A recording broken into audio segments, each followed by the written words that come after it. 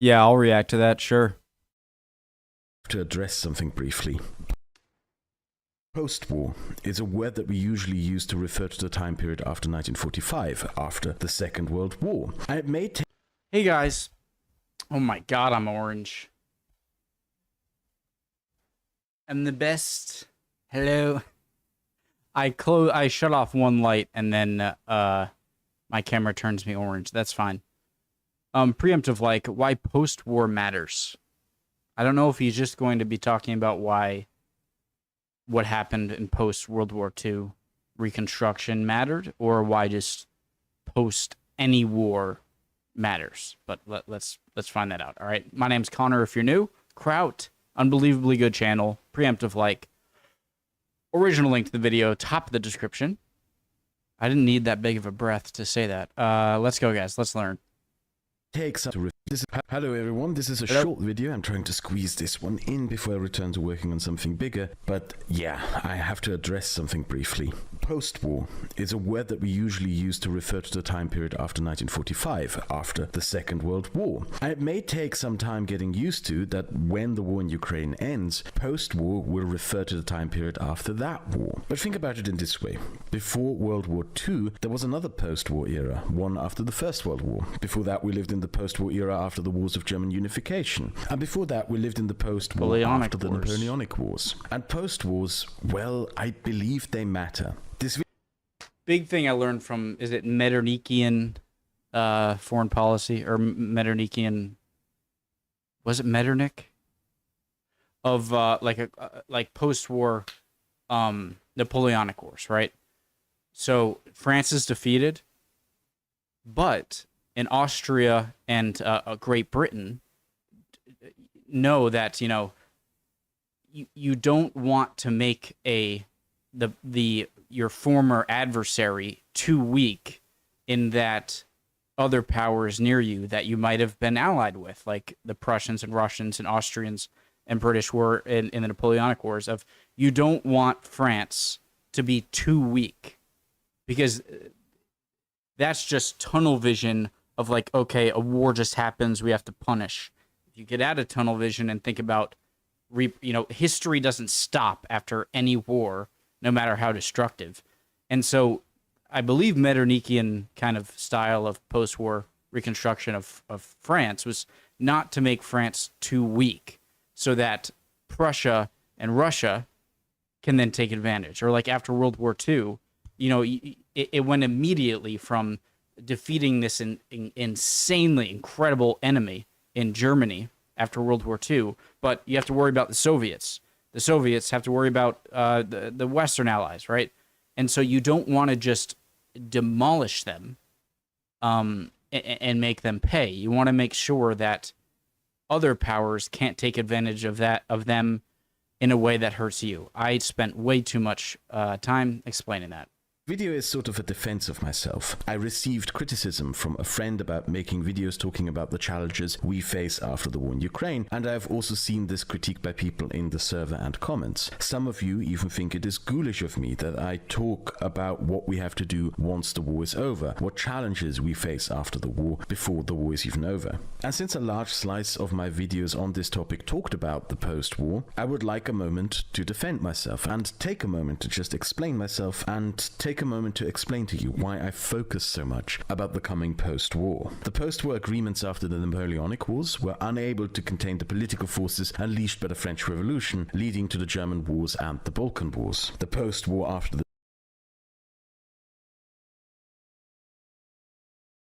war. The post-war agreements after the Napoleonic Wars were unable to contain the political forces unleashed by the French Revolution, leading to the German Wars and the Balkan Wars. Yeah, but that was like 60 years of peace, relative peace, before the Franco-Prussian War. And so I'm holding a standard of any post-war reconstruction or agreements post a large war in that, like, oh, well, they didn't make peace last indefinitely. Well, that's kind of crazy. I feel like the relative peace between major powers between the Franco-Prussian War, which what was that wasn't even a big war. That was pretty quick.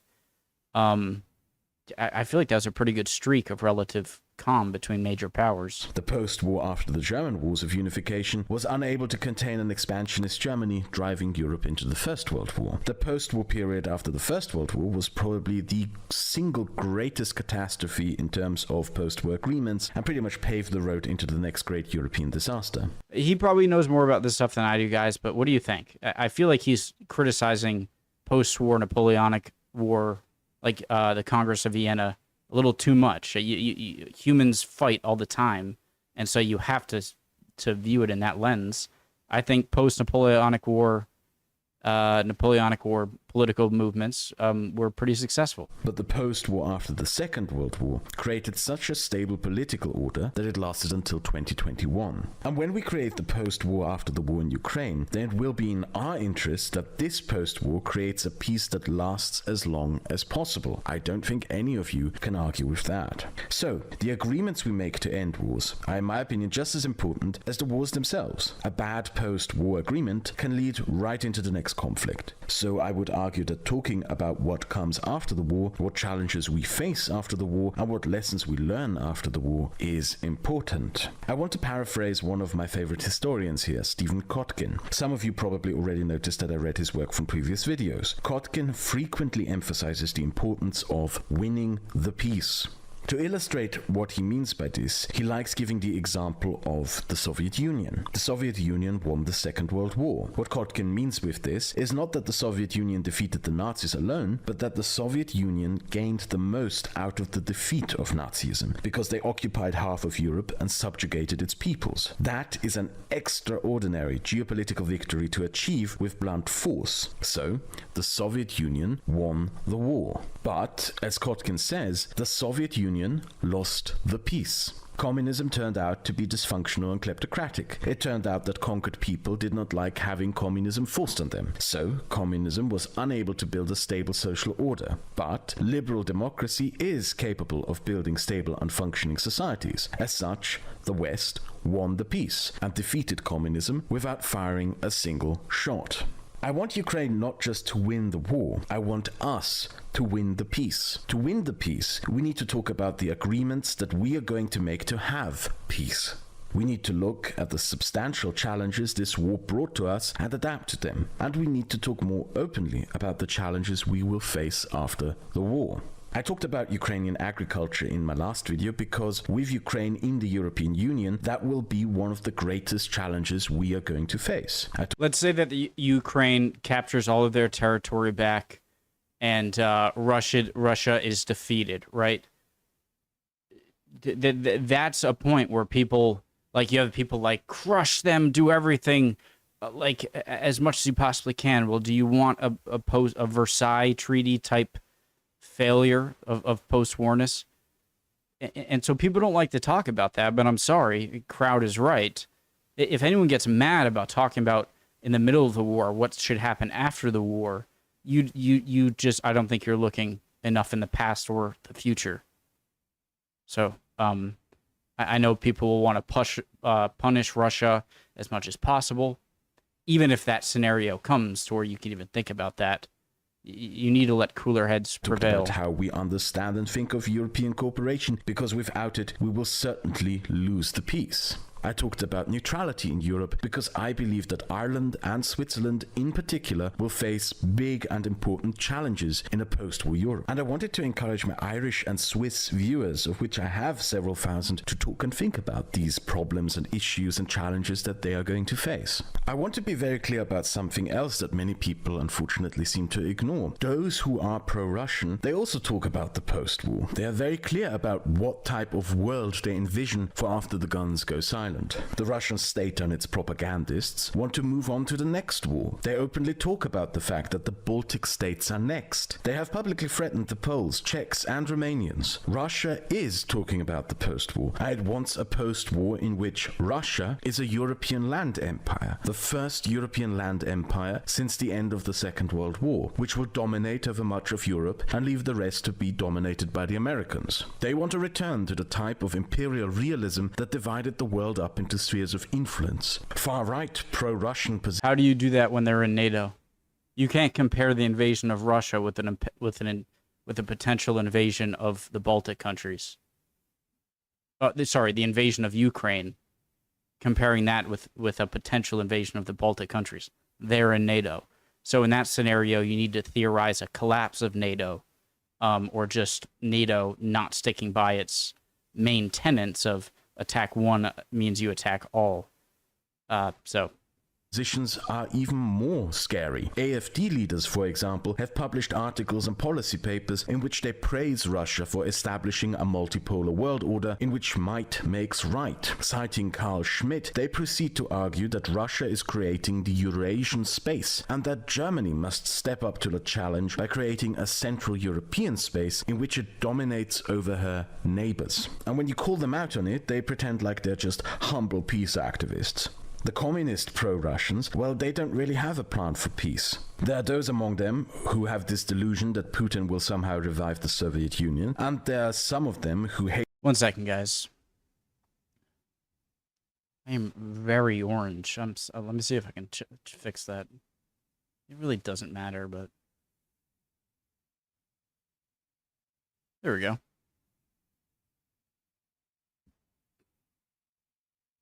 hate liberal democracy. Putin will somehow revive the Soviet Union, and there are some of them who hate liberal democracy so much that they're willing to support... Guys, on videos like this, like, I'm sorry, I don't care if I rewind too much. I don't care if I pause too much. Something I'm interested in, and I'm not gonna not understand something that was said. If it's too much of an issue, watch it on your own. I don't care. Dominates over her neighbors. And when you call them out on it, they pretend like they're just humble peace activists.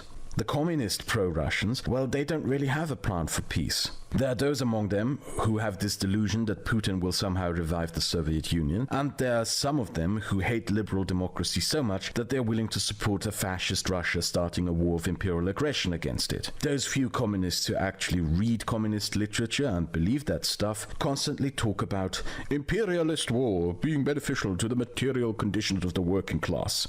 This is from Lenin, who, remember, came to power because the Germans sent him as an agent to Russia during the First World War. And Lenin concluded from this experience that wars between non-communist entities are good because they create power vacuums that bring people like him to power. So basically, just opportunism. Lenin and other communists just like to sprinkle intellectual-sounding words over it to make it sound smart. Commies do that kind of stuff. I agree. So what all of this should show you is nobody who is pro-Russian actually has a good plan for peace. Not even the Russians. A Russian victory in Ukraine is basically just a stepping stone leading to the next wars. And it also means something else for the rest. The next wars will require fighting US-aligned allies.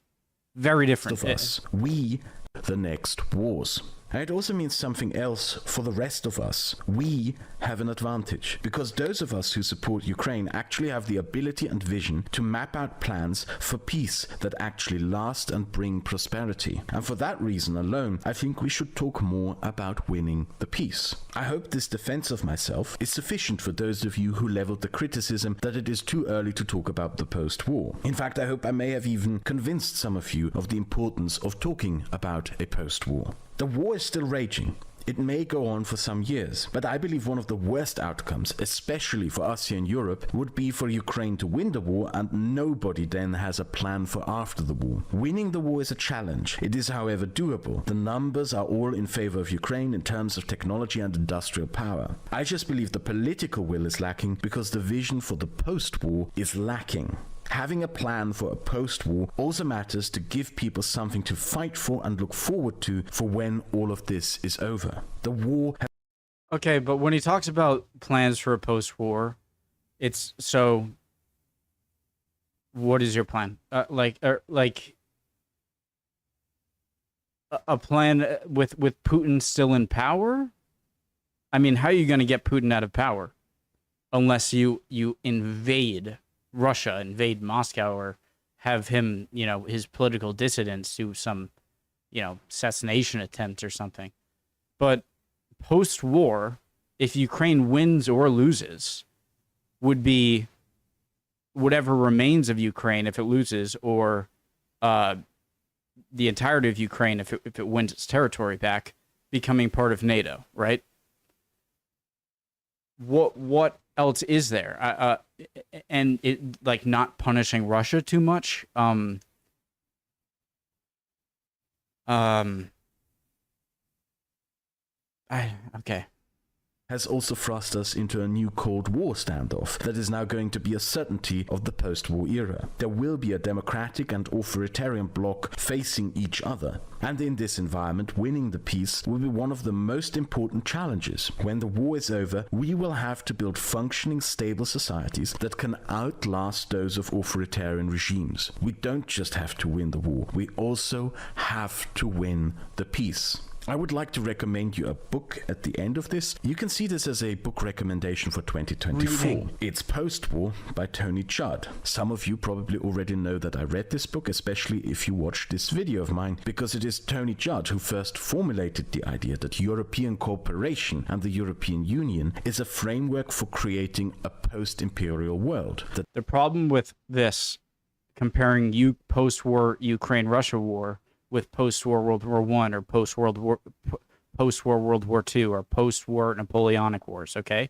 The giant difference is that all of those wars ended in the unconditional surrender and defeat of the party of the ones they were facing, right? This war isn't going to end like that. There is no scenario in this war where Russia is defeated as a country. Its invasion can be thwarted and become a complete and utter failure, and they can lose Crimea and all of the eastern Ukrainian territory that was taken. But Russia is not going to lose Russian territory. Russia is not going to, its government, no matter what, is not going to collapse. So it's not a one-in-one comparison. Post-war, where it's like best case for the Ukrainian side, is pushing them out. But you didn't unconditionally force Russia to unconditionally surrender, where then you could learn from these former post-war things and their successes and defeats and failures, right?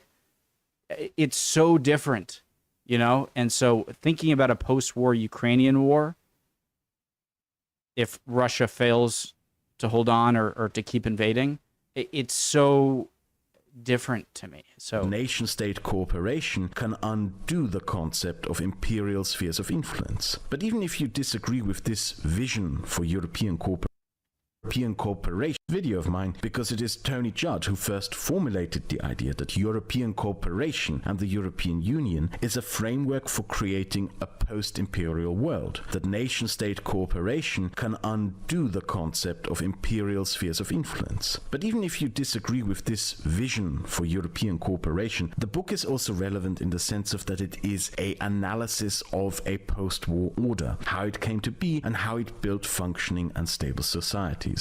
So, if you don't yet have any plans for reading any books in 2024, I hope you pick up Post-War by Tony Judd, and I'll soon see you again with another video. It's a great video as always from Kraut.